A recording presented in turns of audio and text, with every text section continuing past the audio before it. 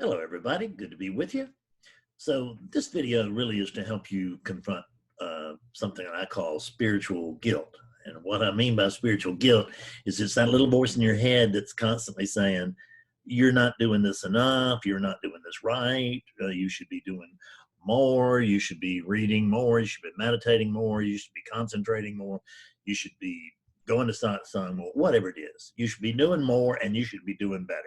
And it's basically the same voice that's there in the rest of our lives too, but in the spiritual life, it can be pretty debilitating, because what it will do is we'll grow frustrated with that and we may actually end up doing less.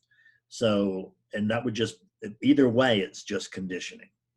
But I want to show you something where if you're alert, then you can do on a regular basis. It takes almost no time, and it will help you to clear at that moment.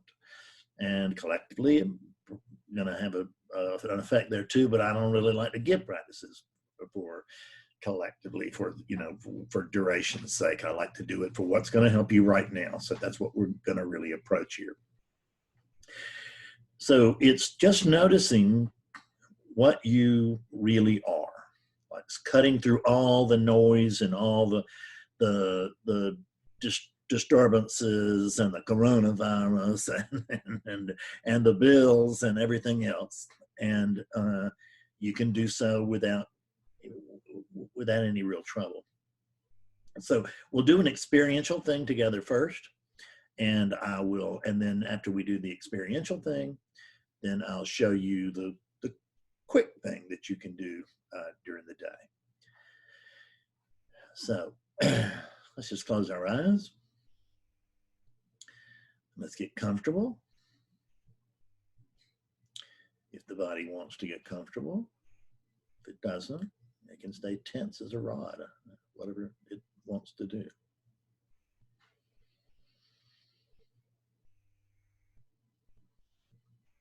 So we want to look at the progression of identification. And we're going to do it going backwards instead of forwards. So right now, the sense of things on a relative level, well, it's not really, but it used to be. It used to be that I am Fred. That's the report. Sometimes it can still feel like that, but only briefly. So just notice that you feel like that name, that body, if you do. If you don't, still notice that name and that body, and notice you don't feel like that. But we start out from this place of, I am Fred. I am this singular human being living in space and time.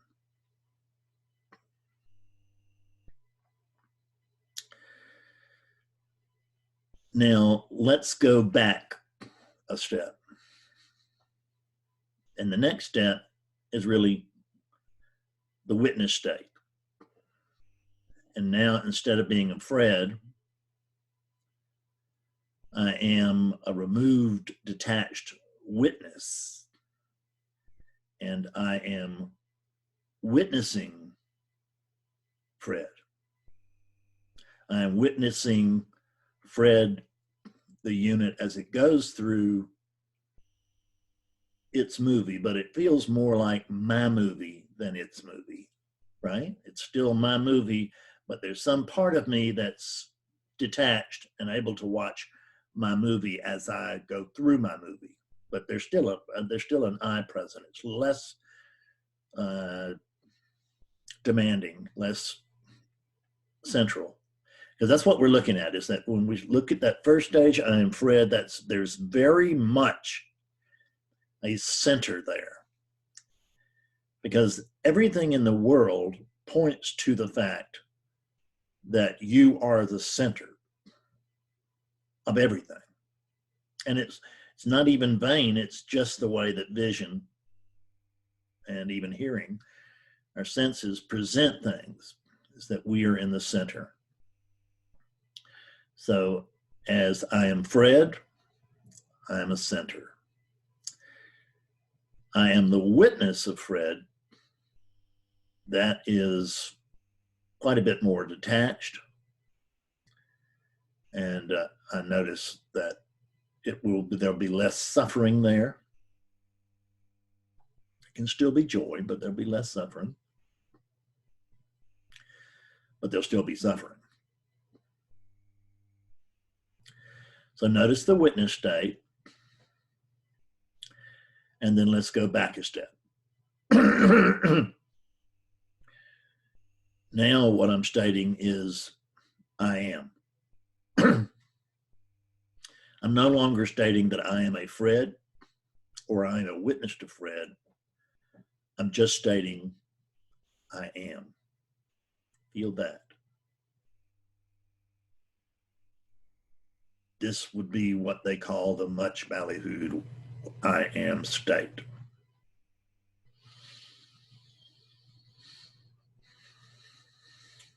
Noticing that you are, but that you're not anything in particular. You don't even know what you are. You just know that you are. And the feeling is, I know that I am, and I could not be. That's the feeling. And that will be the rule. That'll be how a lot of teachers see it. Let's put it that way.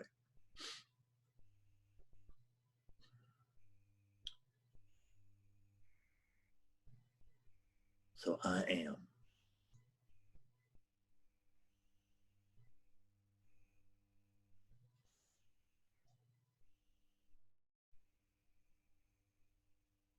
Now let's take it back a step.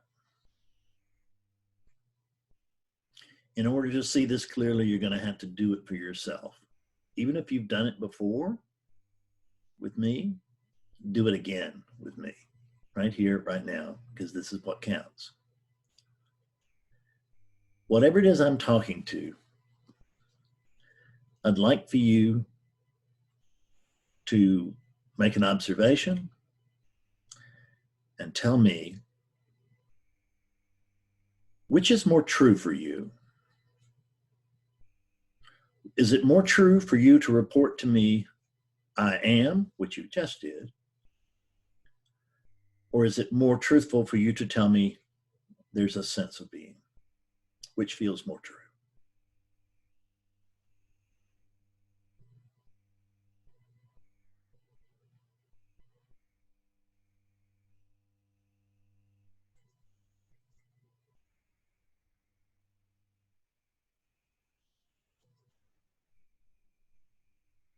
If you're like me, and 98% of the people that I ask, the truth is that the sense of being feels more true, more primal, further back, as it were. So with the I am, there was a sense of I am, there's a sense of I am and I have always been. That's the sense of it. The sense of being is that there's only a sense of being. There's really no more information than that. Is that there is a sense of being. I'm not even saying that I am the sense of being. I'm just saying that there's a sense of being. I'm also not saying I am not the sense of being. I'm just saying there's a sense of being.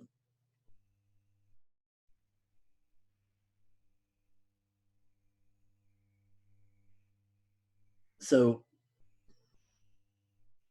the strong, very strong implication here is that there is, I can see my little dog is going to join us. Willie, hush.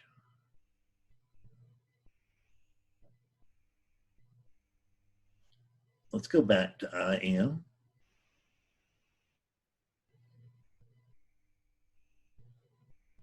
There's just this sense. There's actually, we call it a knowing. We call it a knowing that I am.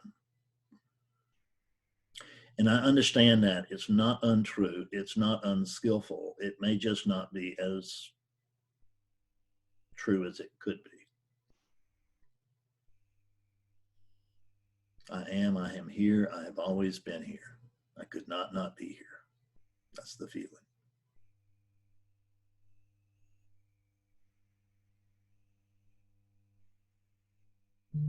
Now let's go back again. Take that step.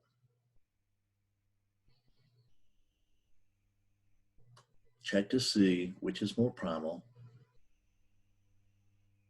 which would be more true for you to report.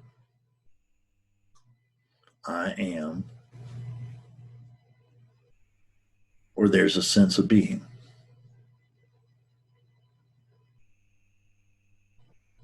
And again, if you're like 98% of the people that I work with, possibly 99, then you'll notice that the sense of being is more primal. It feels more true. There's a sense of being.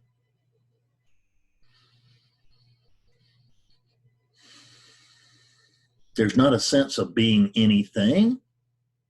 There's certainly no sense of being anyone.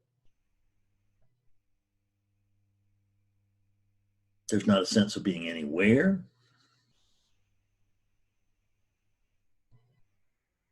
There's just a sense of being.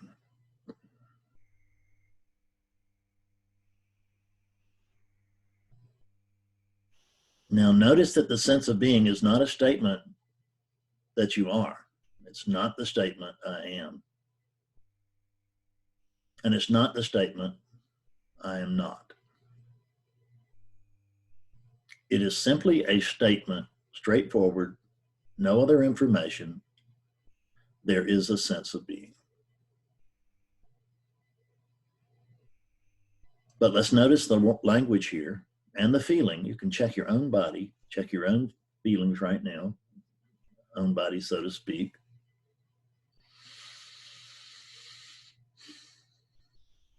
Is that this sense of being is actually not a constant.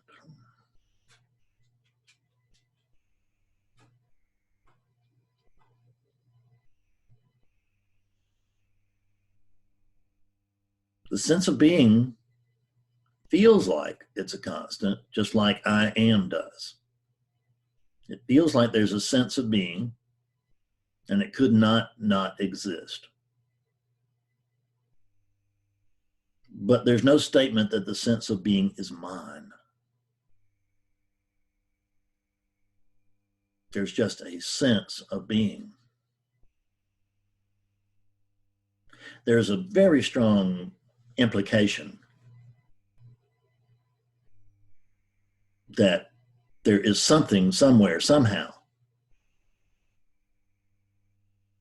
that has this sense of being, that it belongs to something, that there is an owner to this sense of being somewhere. Check.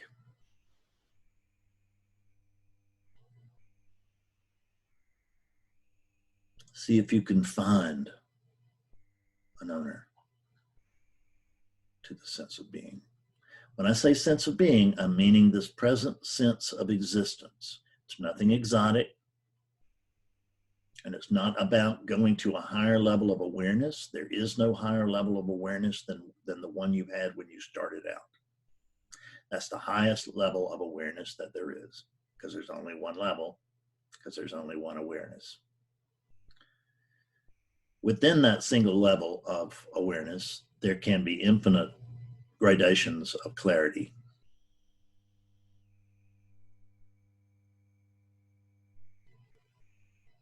But that awakeness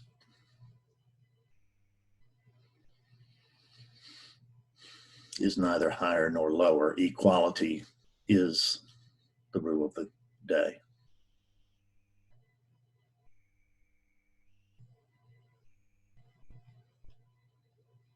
So now let's look at something. There's the sense that the sense of being has always been here. It's eternal. You can't find any boundary to it. Let's try. Can you find a boundary to the sense of being? Can you find a boundary to this sense of existence right now?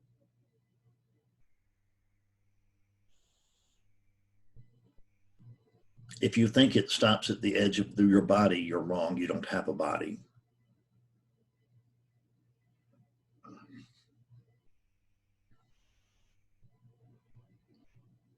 There are billions of bodies within you, and there is no body and no thing outside of you.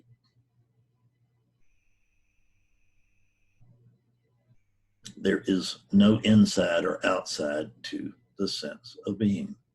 There's just a sense of being.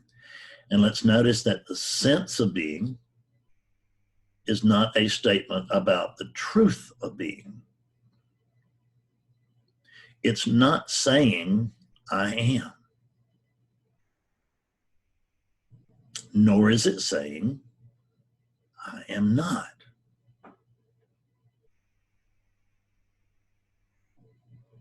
The sense of being, the sense of anything, doesn't necessarily point to the truth of something. It only points to an experience of.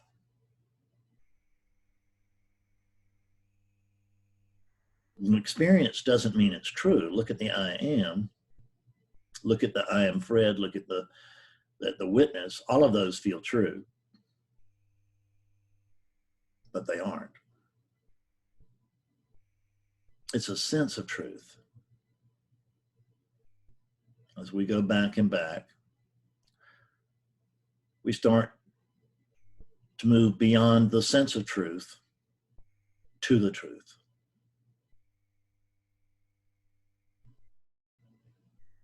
Notice that although the sense of being feels eternal and infinite, notice that it may be infinite, but it's not eternal. And it's really not infinite. It sort of is, and it sort of isn't would be a much better way to put that. I'll be less tricky in just a minute.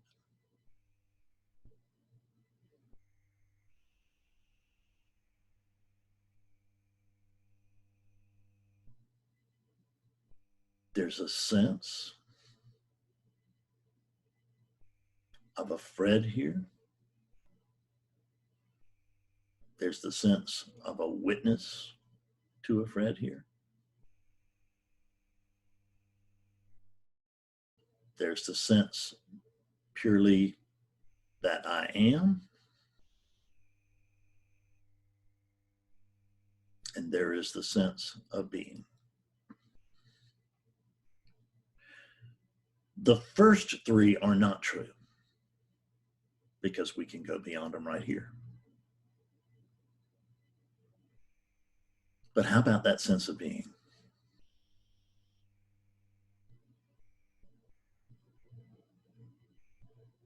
We can't actually prove, it's not the same thing as saying, I am being, is it? Or there is being. No, it's not. There's a sense of it.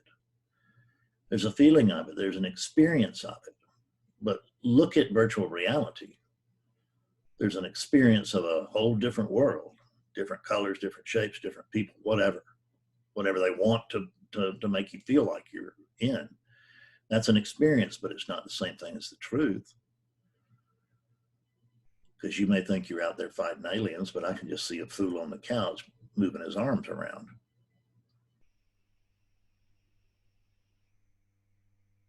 So there's the experience of being.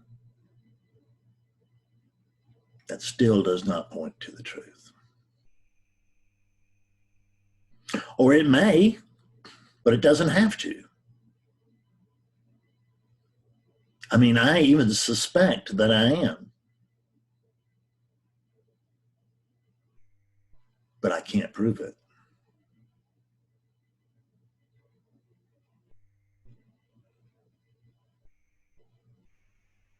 Now, it seems like there must be something over here that has that sense of being, but I can't find it.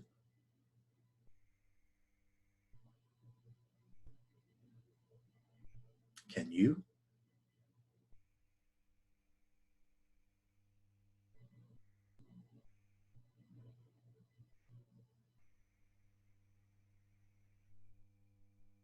So let's notice something. What do you remember prior to the birth of that unit? I don't remember anything prior to the birth of Fred. Nothing whatsoever.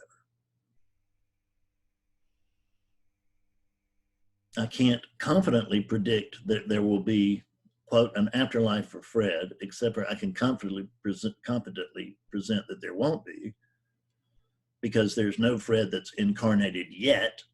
So it's impossible to believe that there's going to be a Fred that comes back. There has to be one here before it can come back in the future. And there's just not one here that I can find. So in other words, prior to the body, there's no sense of being. So the body is the sense of being. And prior to that, what? No thing. Prior to that is no thing. Now there's no such thing as nothing. So we have to be very careful here. But just notice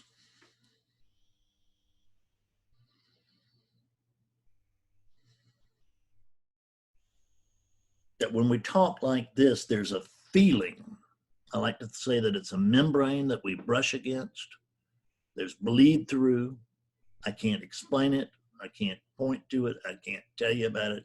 Only thing I can tell you is it feels like I know that what is prior to this is the potential for this. What's prior to the sense of being is the potential for it. And I can't touch that. I can't tell you about it. I can't describe it. I can't measure it. I can't do anything with it. Now, the short thing I want you to do during the day is I want you to jump from I am Fred, just go back. Now you can go back one at a time, or you can take the full leap. You can go back from I am Fred to I'm that, and then just stop.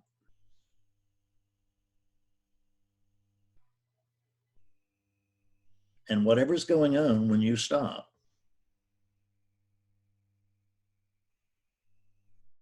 that unidentifiable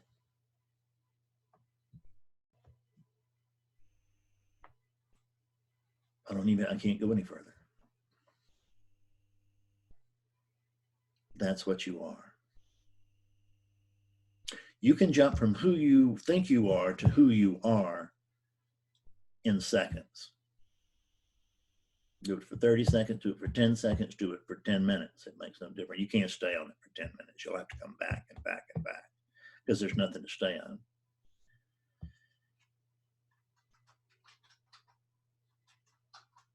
Okay. So I hope that proves effective for you. Let me know. I'm sure you will, particularly if it doesn't work for you, you'll let me know. But it's been great spending some time with you. I love you.